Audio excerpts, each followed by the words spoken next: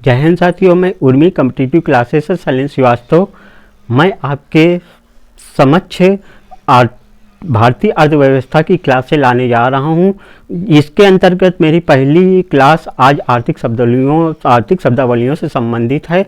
मैं आर्थिक शब्दावलियों के साथ साथ भारतीय अर्थव्यवस्था से संबंधित जो भी परीक्षाओं में क्वेश्चन आते हैं उन्हीं के तहत आपकी कॉम्पिटिटिव क्लासेस लाऊंगा और इनका लाभ उठाएं। और हमारे Telegram channel Urmi competitive classes से जुड़कर इसका लाभ उठाएं। वहाँ पे आपको हस्तलिखित सारे नोट्स आपको वहाँ पे धीरे धीरे मिलते रहेंगे और उसका लाभ उठाएं। चलो देखते हैं आज पहली क्लास है मेरी, वो आर्थिक शब्दावली से संबंधित। देखते हैं पहली आर्थिक शब्दावली। पहली है केंद्रीय सांख्यिकी संगठन CSO, सेंट्रल स्टैटिस्टिकल ऑर्गेनाइजेशन। इसकी स्थापना मई 1991 में हुई। इसका मुख्यालय नई दिल्ली में है। हमारी भारत सरकार की सांख्यिकी से संबंधित जितने भी आंकड़े अधिकतर तैयार किए जाते हैं यह केंद्रीय सांख्यिकी संगठन तैयार करता है। दोस्तों, भारत में केंद्रीय सांख्यिकी संगठन राष्ट्रीय आय तथा सकल घरेलू उत्पाद की गणना करता है। भारत में राष्ट्रीय आय की गणना केंद्रीय सांख्यिकी संगठन तीन क्षेत्रों के अंतर्गत करता है। पहला प्राथमिक क्षेत्र और दूसरा द्वितीयक क्षेत्र और तीसरा तृतीयक क्षेत्र। जब हम राष्ट्रीय आय पढ़ेंगे तब इन तीन क्षेत्रों को विस्तृत में पढ़ेंगे। अभी हम केवल शब्दावलियों के अंतर्गत क्या क्या पढ़ना है वो हम देख लेते हैं। केवल केंद्रीय सांख्यिकी संगठन हमने क्या पढ़ा? पहला स्थापना कब हुई? 1951 में। मुख्यालय कहाँ है? नई दिल्ली में। भारत में CSO राष्ट्रीय आय और सकल घरेलू उत्पाद की गणना करता है। इसकी गणना तीन क्षेत्रों के अंतर्गत करता है। पहला प्राथमिक क्षेत्र, द्वितीयक क्षेत्र और तीसरा तृतीयक क्षेत्र। अब देखते हैं हम दूसरी आर्थिक शब्दावली सकल घरेलू उत्पाद, ग्रॉस डोमेस्टिक प्रोडक्ट। सकल घरेलू उत्पाद किसी देश की घरेलू सीमा के भीतर किसी वित्तीय वर्ष में देश के निवासियों और विदेशी नागरिकों के द्वारा उत्पादित अंतिम वस्तुओं और सेवाओं का मौद्रिक मूल्य ही सकल घरेलू उत्पाद या GDP होता है। इसको हम विस्तृत तरीके से समझते हैं। घरेलू सीमा क्या है और वित्तीय वर्ष क्या है? देश के निवासियों विदेशी नागरिकों द्वारा अंतिम उत्पादित वस्तुओं सेवाओं का मौद्रिक मूल्य। चलो देखते हैं पहला।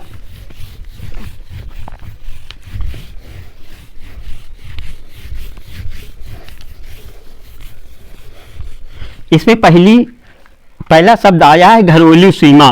घरेलू सीमा का तात्पर्य होगा दोस्तों, ये हमारा इंडिया है, ठीक है। इसमें क्या है कि समुद्री सीमा के अंतर्गत ये जो 200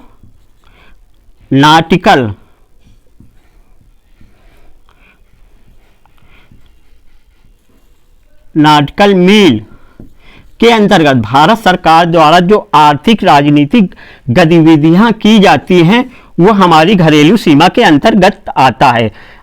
और किसी वित्तीय वर्ष का मतलब क्या होगा? हमारा योजना आयोग हो गया, CSO हो गया, आज जो है वित्तीय वर्ष के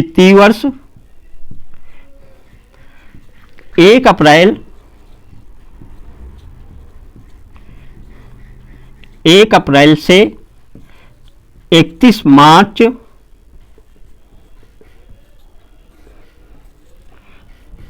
मार्च का होता है। योजना आयोग या नीति आयोग का वित्तीय वर्ष कितने दिन का होता है? तो 1 अप्रैल से 31 मार्च तक का होता है, पूरे वर्ष का। अगर RBI की बात करें, RBI का वित्तीय वर्ष, RBI का वित्तीय वर्ष 1 जुलाई 1 जुलाई से 30 जून तक का होता है। 30 जून तक का होता है। वित्तीय वर्ष को लेखा वर्ष भी कहते हैं। लेखा वर्ष भी कहते हैं। अब हम देखते हैं वित्तीय वर्ष समझ में आ गया कि 1 अप्रैल से 31 मार्च। ये आरबीआई का क्वेश्चन पूछा गया है अभी तक कि आरबीआई का लेखा वर्ष वित्तीय वर्ष कब से कब मनाया जाता है, तो 1 जुलाई से 30 जून तक। और घरेलू सीमा किसे कहते हैं? भारत सरकार द्वारा 200 नाटिकल तक आर्थिक, राजनीतिक और भी जो भारतीय गतिविधियां की जाती है उसको हम घरेलू सीमा कहेंगे। अब इसके बाद देश के निवासियों और विदेशी नागरिकों को, जैसे हमारी टाटा कंपनी है, ये टाटा कंपनी है, ये हमारी देश के निवासियों द्वारा टाटा कंपनी ने 100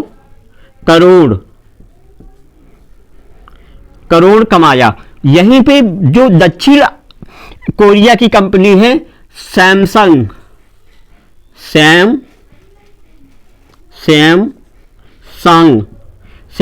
जो मोबाइल बनाने वाली कंपनी है, उसने 50 करोड़ रुपए भारत में उत्पादन में कमाया और टाटा ने 100 करोड़। तो इसमें जीडीपी होगी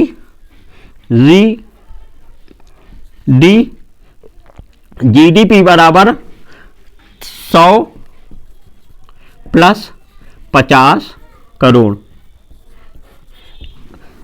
इस जो सकल घरेलू उत्पाद में है, देश के निवासियों तथा विदेशी नागरिकों जो द्वारा जो कमाया जाता है, जो उस इनकम को जीडीपी में जोड़ा जाता है, यही चीज है इसमें।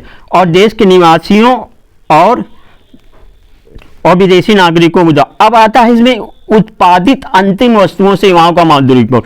अंतिम वस्तुएं सेवा किसे कहते हैं?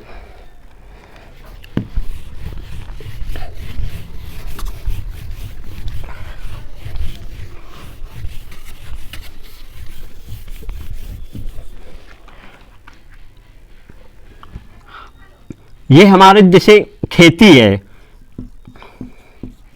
खेती, इसमें हमारी आलू हुई, आलू बोरो आगे गई यहाँ पे फैक्ट्री में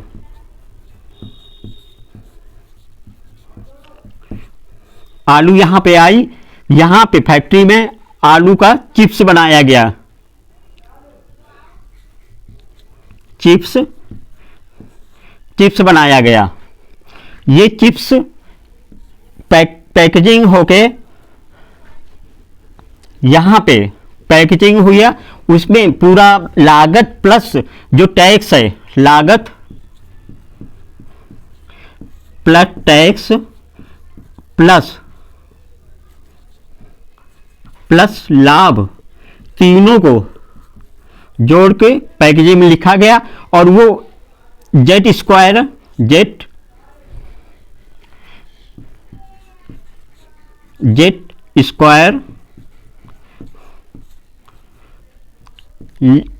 या कृष्णा स्वीट्स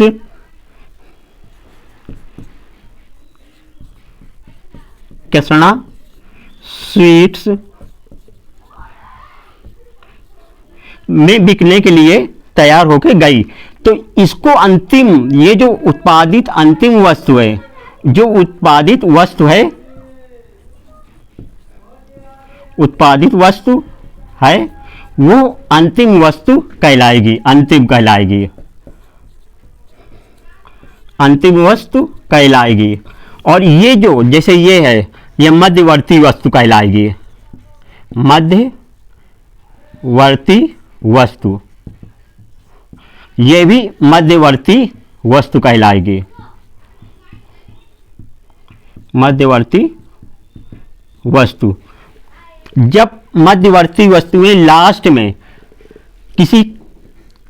किसी स्टोर या किसी मॉल में जाके बिकने के लिए तैयार होकर जाती है, उसको ही हम अंतिम वस्तु के रूप में या सेवा के रूप में मानेंगे। जैसे ये प्राथमिक क्षेत्र हो गया आपका, ये द्वितीयक क्षेत्र हो गया,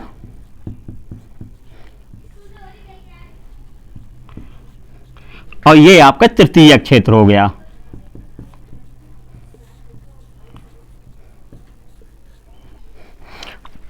उत्पादित अंतिम वस्तुओं सेवाओं का मौद्रिक मूल्य। मौद्रिक मूल्य किसे कहेंगे? जैसे हम अब आपको अभी उदाहरण से समझा रहे हैं, जैसे गेहूं,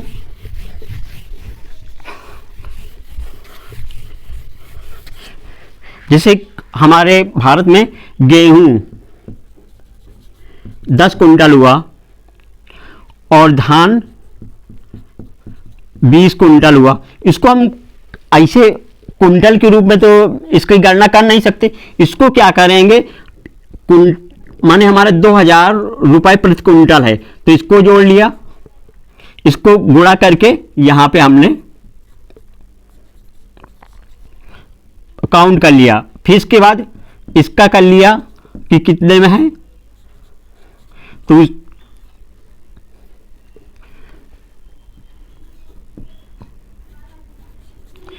इसी तरीके जो जो हमारी फसलें हैं उनको सबको काउंट करके यहाँ पे करके कुल जो जोड़ लगा लेते हैं, वही हमारा मौद्रिक मूल्य होता है। हम एक एक चीज़ तो ले नहीं सकते, इसलिए हम उसको मुद्रा के रूप में लिख के काउंट करते हैं। आगे हम इसको अब देखते हैं। सकल घरेलू उत्पाद किसे कहते हैं? किसी देश की घरेलू सीमा के अंतर्गत किसी वित्तीय वर्ष में देश के निवासियों और विदेशी नागरिकों द्वारा उत्पादित अंतिम वस्तुओं और सेवाओं के मौद्रिक मूल्य को सकल घरेलू उत्पाद कहते हैं। अब हम तीसरी शब्दावली देखने जा रहे हैं।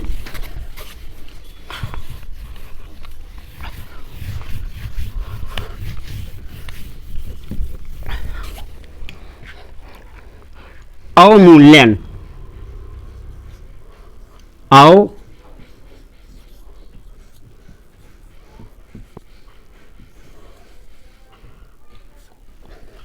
अवमूल्यन क्या है?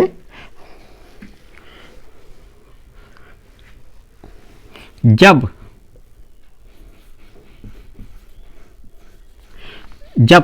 सरकार द्वारा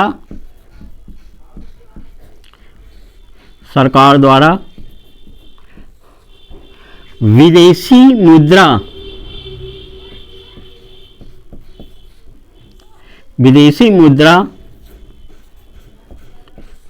मुद्रा की तुलना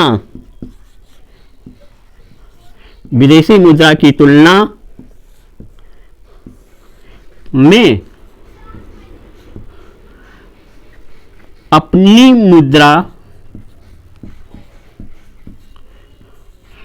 मुद्रा का मूल्य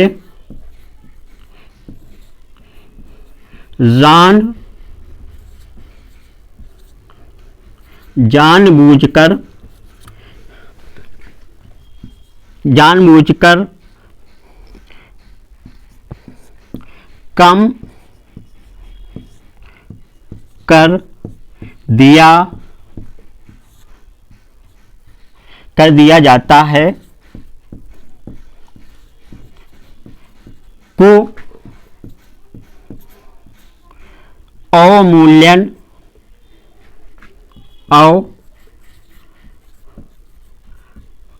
अवमूल्यन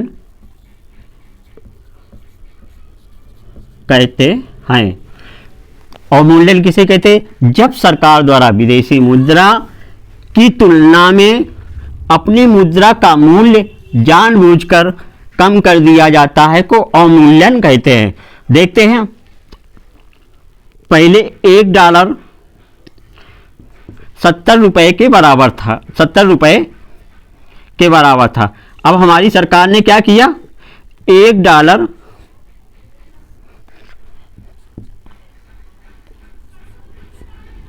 75 रुपये के बराबर हमारी सरकार ने कर दिया।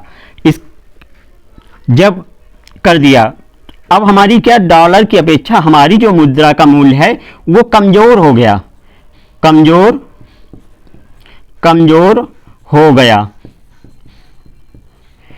कमजोर हो जाने से क्या होगा, हमारा जो भारतीय निर्यात है,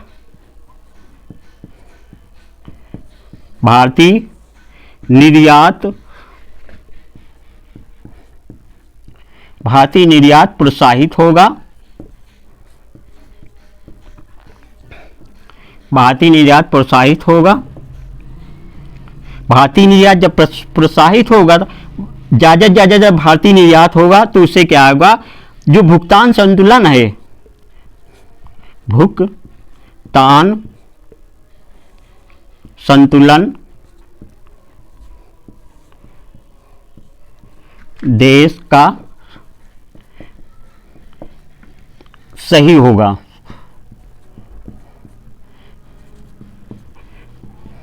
क्योंकि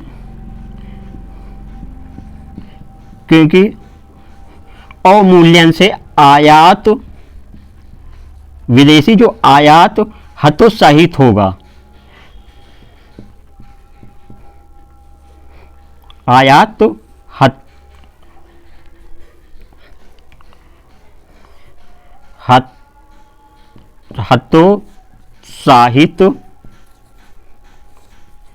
हतोत्साहित होगा। अवमूल्यन करने के पीछे क्या होता है, भारतीय निर्यात को प्रोत्साहित करने के लिए तथा विदेशी आयात को हतोत्साहित करने के लिए ये किया जाता है। अभी तक हमारे भारत में 3 बार अवमूल्यन किया जा चुका है।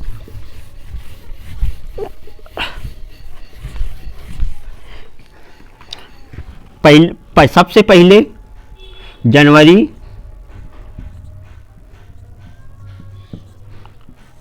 1949 में किया गया, दूसरा जून 1966 में किया गया, तीसरा किया गया 1 जुलाई 1991 को, और इसी में 3 जुलाई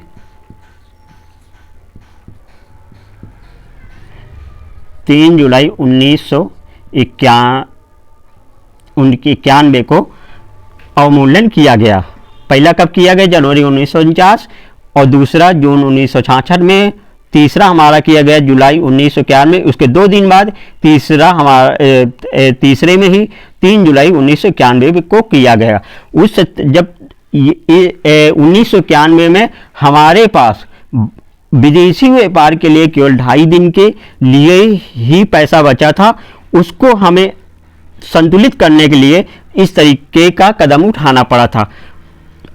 आयात क्यों हतोत्साहित होते हैं, क्योंकि जब हमारी विदेशी वस्तुएं जब महंगी हो जाती है तो हमारा एक माइंड में होता है कि उसको कम से कम यूज करें, इसलिए वो हमारे आयात जो हैं हतोत्साहित होते हैं और जो निर्यात हैं वो प्रोत्साहित होते हैं। क्योंकि